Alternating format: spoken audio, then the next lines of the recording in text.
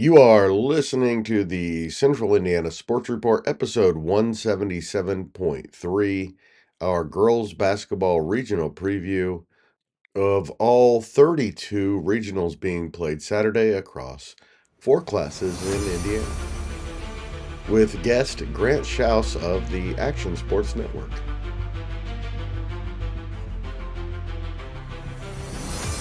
You're listening to the Central Indiana Sports Report with your host, Greg Mengelt. Welcome, Grant. Doing it face-to-face with Grant Shouse for the first time on the Central Indiana Sports Report. Welcome. Yeah, thanks for having me. It's good to put a face with your name, I guess. That's right. Yep. We've talked, 30 times maybe, but this is the first time in person, so the levels are perfect. Let's go. We're going to talk some high school girls basketball. Let's do it. All right. All right. We're going to look ahead to the regionals. If you have an opinion on any of it, let me know. If you don't, Okay. then don't, just let me go. Okay. All right. First of all, Pendleton Heights, man, they lost by 22 points to Mount Vernon in the regular season, then beat them 59-21 in the sectional championship. And they were expected to be playing defending state champion Lawrence Central. And Lawrence North upset Lawrence Central. So now it looks like Pendleton Heights' path is clear, and they've got a superstar, and it's going to be an interesting ride for Pendleton. 4A's kind of open in It girls is kind of basketball. now. Last night I saw Homestead and Huntington North, and kind of knew Homestead would kind of run away with that game, and they did. They won 63-27. They never trailed. They got off to a 12-2 start, and they have a girl named Gabby Helsum who's going to Toledo. And I know Homestead's not in Central Indiana, but this will come into play because Homestead's a team that when they match up with Hamilton Southeastern Saturday, just a couple blocks from where we're at Bill Green Arena, that is going to be a great, great game. And Hamilton Southeastern, of course, has Maya Makalewski, who's going to IU, Miss Basketball candidate, maybe the front runner to win Miss Basketball. That's going to be a really good game. Homestead only has two seniors on the roster. They both don't really play a whole lot, except for maybe one who's going to Indiana Wesleyan. But Homestead's got a good team. HSE's got a good team. That's going to be a really good game. I'd love to go see that game there at Marion, but I can't. I'm doing a game that night. That'd be a great one to go see. It really would. I kind of wish I was in town. All right. Also, by the way, that Pendleton Lawrence North game is at Decatur Central at 1. At 4 o'clock is 18-6 Pike against 18-9 Franklin Central. Should be a really good one. Pike's been playing really well of late. Number 1, an unbeaten Hamilton Southeastern. Talks about Homestead, or takes on Homestead, who's 24-2 and ranked 3rd in the state. That's at 7 o'clock at Marion. And like I said, if you're going to be at a girls basketball regional and you're just a fan, that's the one to go to. That might be the one you want to go to. And then you also get a bonus of 23-3 McCutcheon against 13-11 Snyder. That game is before the Hamilton Southeastern Homestead game at 4 o'clock. That seems kind of like the also-ran game there, but McCutcheon's good. Snyder's pretty good, too. They're better than their 13-11 record. And I mean, look at the schedule they play. And they dominated that sectional and won it for the second year in a row, so I wouldn't even count them out. But McCutcheon's been playing really well, too. Thank you for letting me know, Grant. I had things a little out of order there. Actually, it's in the south is Pendleton Heights versus Lawrence North, Pike versus Franklin Central, and also in the south is 23-4 Floyd Central against 20-6 Gibson Southern, the defending Class 3A state champions. By the way, Floyd Central, the first team to win the Bedford North Lawrence sectional, not called Bedford North Lawrence in a decade. Really? Yeah. Wow. East Central 12-11 goes against 22-2 Bloomington South. That one's at Bedford. Floyd Central and Gibson Southern is at Boonville. Like you said, we're going to get a really good state championship game. Could. Yeah. The thing is with the semi-state now is it's the 2-game semi-state. So it's the old regional where coming this Sunday you're going to have the blind draw, the live draw where they're going to pull the ping pong balls out to tell you where you're going. And the way, if you map it out right, I think 4A could be going to LaPorte. So that could be a drive for Hamilton Southeastern if they were to beat Homestead. It would make a little more sense for Homestead to go up to LaPorte. So we'll see. But that 4A North is wide open too. I don't see really a clear cut that's going to get to Gainbridge Fieldhouse on March 4th out of 4A or March 1st out of 4A, with HSE and Homestead, McCutcheon, Warsaw, South Bend, Washington, of course. So that'll also be a really good game. We'll see. All right. So Hamilton Southeastern and Homestead is in the north, obviously. Yep. And that's at Marion, McCutcheon, and Fort Wayne Snyder's in the north, obviously. I don't know how I didn't catch that. That's at 4 o'clock. Also in the north, 20-3 Hammond Central won their first sectional championship ever. The school's only been around for 3 years. Right. Valparaiso is 18-7, great program. That's at 2 o'clock at LaPorte, followed by number 5 Warsaw versus number 4 South Bend, Washington. South Bend, Washington, a program that knows how to win state championships as well. Yeah. All right, let's move to 3A, and I think I have them right in this one, Grant. All right. Yes, you do. All right. Yep. Let's start at West Dell at 7 o'clock on Saturday. 17-7 Delta playing in its first regional since 1993 against 16-8 Mechaniqua playing in its first since, I believe, 2000. Yeah. And they play each other at 7 o'clock at West Dell. Yeah. Mechaniqua is a team that, going into their sectional was probably the favorite just because there's not a knock on their sectional, but the teams in there just they didn't string together the amount of wins that normally that sectional is produced. Yeah, a lot of average teams. Not a lot of bad ones, but a lot of average ones. And Twin Lakes kind of, their season got derailed a little bit because their best player, Addie Bozeman, went out with a torn ACL at the beginning of the year, and that kind of opened the door up for some other teams like Peru, who was 14-10, Mechaniqua, and I'm happy for that Mechaniqua team. I know their coach Ray Davis pretty well, and they're very deserving of winning that. That's a well coached team there, and I wouldn't be surprised if they don't give Delta a fight there on Saturday night.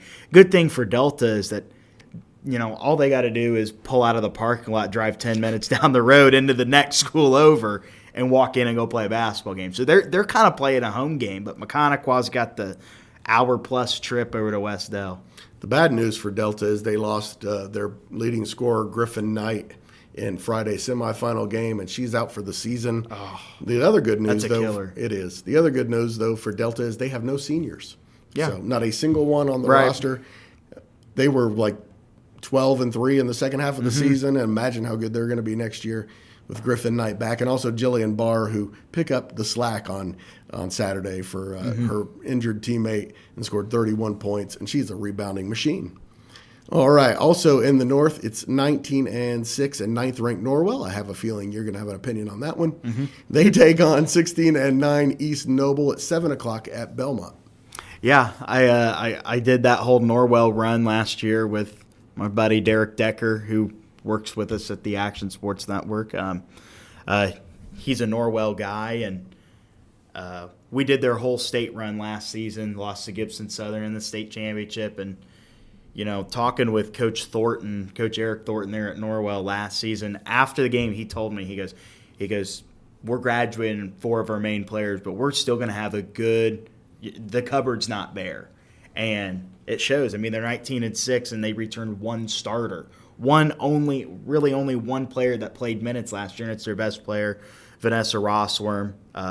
They're very good. They play, a top 15 schedule in the state in 3A. Yeah, they've lost 6 games, and they're ranked 9th, and they just beat the 6th-ranked teams. Yeah, and they're they're quality opponents, and they played. They were supposed to play, or they played Belmont in the 3 weeks before the end of the year. And Belmont beat them at Belmont, and Norwell obviously has their eyes set on a revenge game, and thankfully they were on opposite sides of the bracket, so you knew you were going to get a good championship. And I did that championship game the other night, and the crowd was really good. It was at Norwell's, an icy night. It was really in question if we would even play that game on Saturday. We thought we were going to have to go back on Monday and play it, and it was a close game throughout. Norwell really had control most of the game, but Belmont was kind of lingering, and they wouldn't go away. And Norwell ended up pulling away at the end. Vanessa Rossworm for them, who's only a junior, averages about 23 points a game. She scored 41. She scored 14 points in the fourth quarter, and that was the only Norwell night that scored in the fourth quarter was Rossworm. So she dominated. She took over when she needed to, and they're going to play East Noble, who they played the last regular season game of the year and beat by 40. They beat them 81-41, and it was at Central Noble. So things are looking for Norwell like they could go back to the semi-state, and we'll see, because once you get to the semi-state, you have those other teams like potentially Delta. Columbia City, who's 22-4, beat Norwell by only 7 during the year, and Culver Academy could be tough, but the North is wide open. The North is wide open again in 3A, so we'll see. I could very well see Norwell sneaking out of there and going back to the state championship with the roster they have. But they're the only ranked team there. I believe so, and the thing is with them is that if they even go to the state championship, they don't have to win it, but if they just get there, they move up to 4A next year. So they would be in a sectional with that's a Homestead sectional. So interesting. Yeah, we'll see. Also, 4 o'clock at Jimtown in the north of Class 3A is 22-4 Columbia City. Oh, Columbia City is also ranked number 5. I don't know why I didn't have it there. And Lowell is 16-9. Culver Academy is 20-5 and takes on 14-10 Highland at 4 o'clock at Winnemac. In the South, it's 16-8 Ron Colley against number 8, 20-5 Danville. That game's going to be played at Southmont at 4 o'clock. Then all the ranked teams. 12th ranked Cathedral is 17-9, takes on 20-6 Northview, which is ranked 11th. And then here the 4 teams in the South. Just number 1 Greensburg is 24-0, one of only 2 unbeaten teams in the state with Hamilton Southeastern. They take on 23-2 Washington, which is ranked 3rd. That's at 7 o'clock at Charlestown. Great arena there. Mm-hmm. And then number 7 Corydon Central, which just beat number 2 Silver Creek on Saturday, is 20-5 and plays 22-4 Evansville Central, which is ranked 4th. That's at 4 o'clock at Boonville. Whoever comes out of the South is going to be the favorite in the state championship. No question. And Greensburg that's an intriguing team right there, 24-0, and they've always had good girls basketball there at Green. They've had good basketball in general at Greensburg, so we'll see what they can do. Great boys program. But hopefully, if going back to what I said about Norwell, hopefully if you're for Norwell's sake, you want to match up with like Danville. If they can squeak through there, I think Norwell and Danville would match up better together. But Greensburg's no question going to be the favorite. Yeah. But Corydon Central, they have 5 losses. You should see their 5 losses. That is a really good team. Obviously, Evansville Central is as well. Whoever comes out of the South is the favorite. Going to have to have really earned it. Yeah. All right, Class 2A, which holds most of our local interest here. Number 3, Alexandria, is 25-1. They face number 2, Rensselaer Central, which is 23-2 at 4 o'clock at Caston. Man, that's just that's. I've not seen Rensselaer Central, obviously. Sorry, not seen Rensselaer Central, obviously, but I have seen Alexandria, and I mean, what is there to really say about them? A lot of people listening to this, they know what they have. They have Jacqueline Hosier. I called her 2,000th point game, which was really cool. And they're deserving of getting there after being in the sectional they were in that was loaded for a while with Frankton and LaPel, who, at that time were state championship contenders. And they got bounced early every year. So they really deserve to be there. They deserve to get to where they are now. And that's going to be a great game there at Caston against Rensselaer Central. And that gym at Caston, I don't know if you've ever been there, but it's not very big. And so that place is going to be loud. It's going to be rocking. It's going to be a good game. And hopefully Alexandria, because I love Mickey Hosier, but hopefully Alexandria and them can come out and win it. I'll be biased. Yeah. I hope Alexandria wins every game the rest of the way. I do too. So, all right. Well, when I filled out my bracket, I had them in the 2A state championship game. Nice. So, or Alexandria or Sheridan. We'll take either one. Right, Sheridan. All right. Number 11 Sheridan is 24-1 and travels to LaPel at 7 o'clock on Saturday to take on 19-6 Lewis Cass. A bit of an upset taking out Oak Hill in the championship.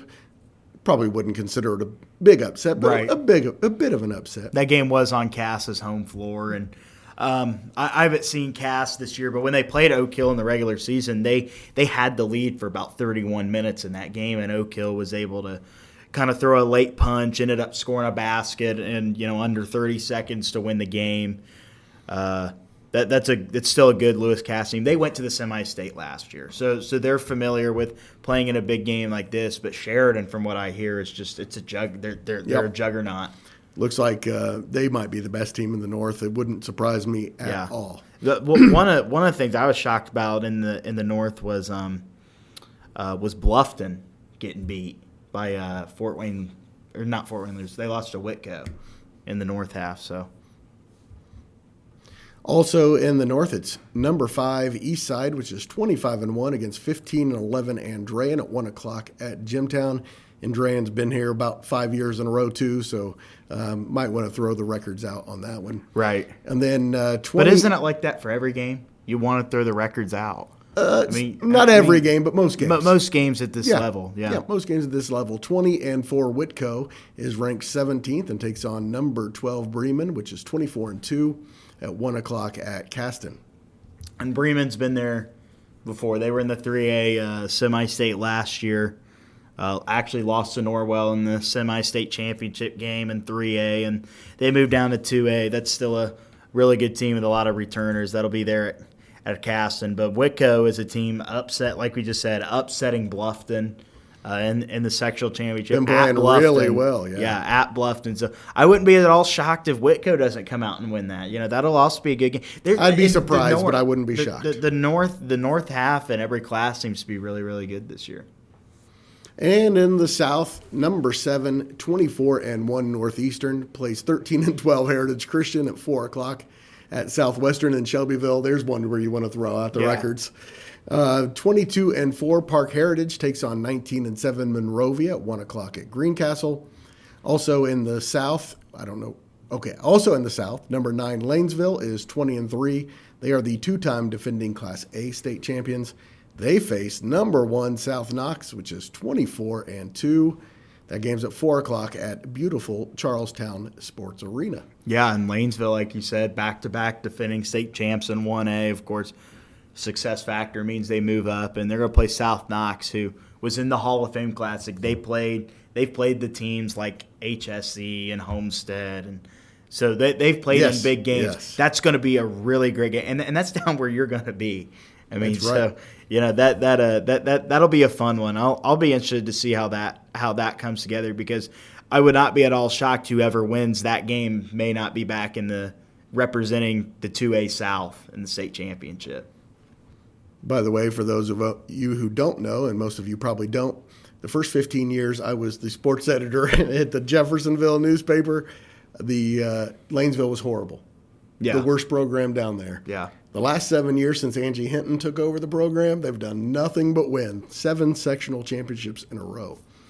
All right, number 10 Brownstown Central, speaking of good at everything, is 21-5 and takes on number 16 North Posey, which is 19-6. That game's at 4 o'clock at West Washington. And Brownstown Central was just in the 2A state championship last year. Their boys and their girls were in it. Of course, their boys ended up winning it. Yeah, and their boys are number 1 and this year, they're good too. again. Yes, yeah. they are. Yep. Losing Benter hurt them, but not as much as you would have thought. I know. I think they've shocked some people. And also, their coach, Dave Benter, is a great coach. It's a Hall of Famer.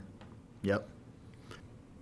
All right, and finally to Class A, we start in the South, where Anderson Prep is playing in its first regional ever. They are 17-9 and take on 7-17 Greenwood Christian at 1 o'clock at Southmont. Again, throw out the records with Greenwood Christian. They were regional champions in 2021 and 22, and that is a really good program that plays a tough schedule. I saw APA against Madison Grant this year, and believe it or not, Madison Grant really played a good game against them. I would say it was a close game. I think APA was in control for most of it, but Madison Grant, and we talked that night, I remember. Yes, we did. Yep. That was they played really well that night, and APA is a team that deserves to be there because they have Olivia Peoples, who went off and scored about 40 against Madison Grant, she's just dominant inside, and she's going to create such a matchup problem for some of those teams in the regional and hopefully the semi-state. Number 8, Oldenburg Academy is 21-4 and really good. Takes on 15-11 South Decatur at 1 o'clock at Southwestern in Shelbyville. Also in the South, 15-10 Reveille, which is always good, takes on 19-5 Borden at 7 o'clock at West Washington. Borden is very familiar with West Washington, where they play the Washington County championships every year, despite Borden being in Clark County. Just right across the border. Why not include them? Yeah. So, kind of like Madison Grant. That's right. And at 18-6 Northeast Du Bois, another program that wins all the time. The Jeeps. The Jeeps Yep. against 23-3 North Central Farmersburg. Yep. At 4 o'clock at Bedford North Lawrence. And up north, we have number 1 Marquette Catholic is 21-4 against number 5 Tri-County, which is 22-2 after beating Pioneer on Monday night. That game's at 1 o'clock at Winnemac. And then 20-5 Elkhart Christian faces 19-6 Fremont, which is ranked 9th. Fremont also won on Monday night, beating Blackhawk Christian. That game's at 4 o'clock at Belmont. The other game at Westdell is at 4 o'clock, and it's 18-7 Carroll, which was a bit of a surprise in their sectional, but they know how to win, so not that big of a surprise. And North Miami, 15-10. I wouldn't say that's a surprise, but that was a wide open field that they came out of. It was, and good thing for North Miami is that they're going to be playing at the same side as Mechanic-Wall. So, there's 2 Miami County schools, and all their fans got to go to the same place. So they'll probably be rooting each other on. I would think they'll be rooting each other on. It kind of depends on the type of rivalry that it is, doesn't it? It's weird because they're not in the same conference anymore, and they used to be, but North Miami left that conference, so I don't think there's as much of a rivalry as maybe there would be when they're playing in the Miami County tournament.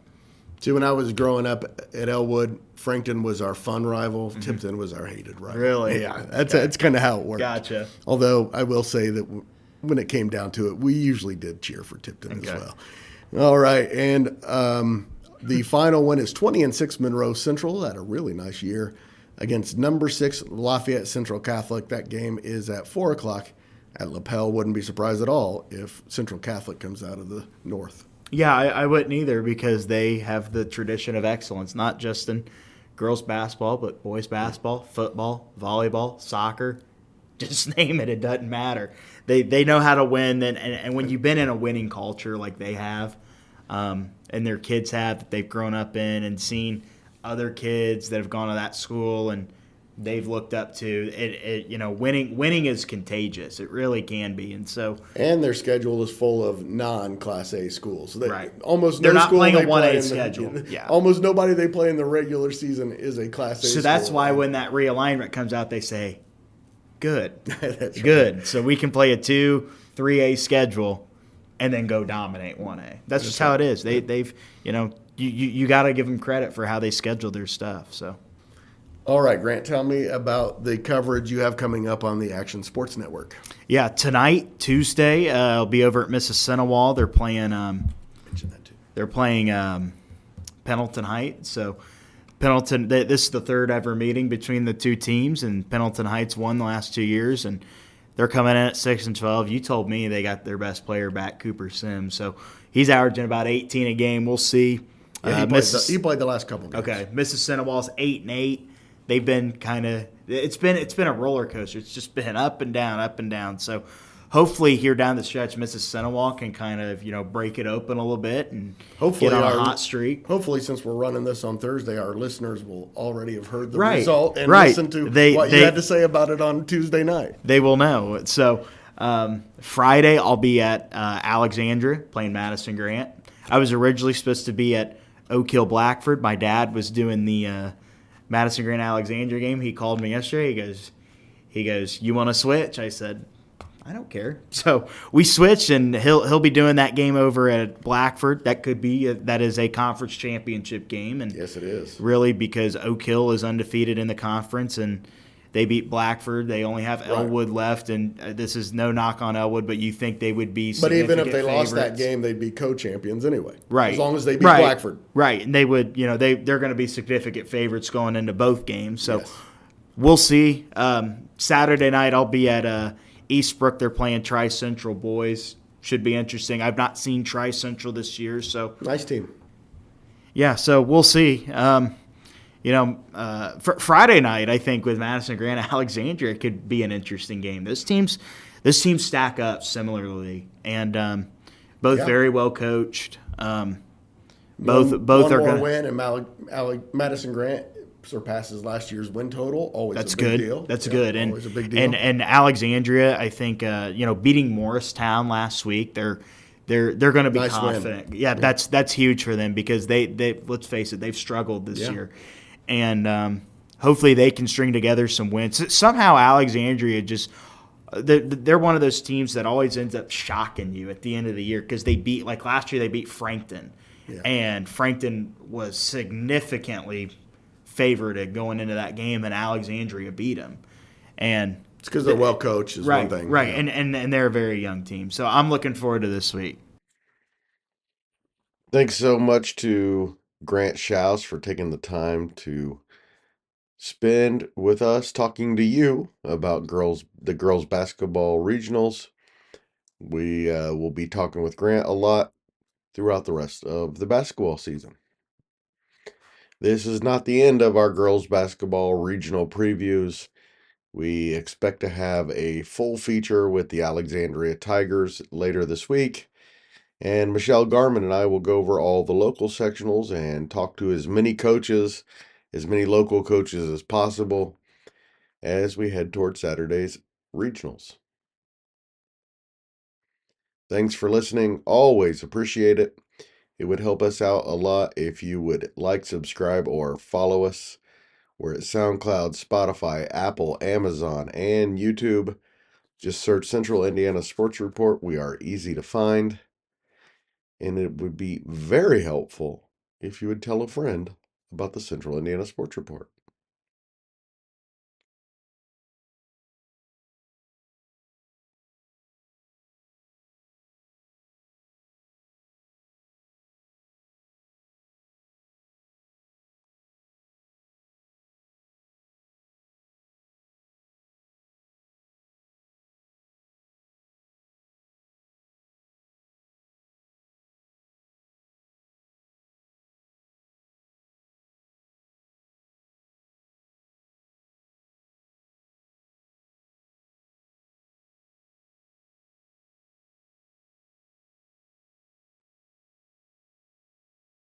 Central Indiana Sports Reports are brought to you by TG Media, and I love Susie.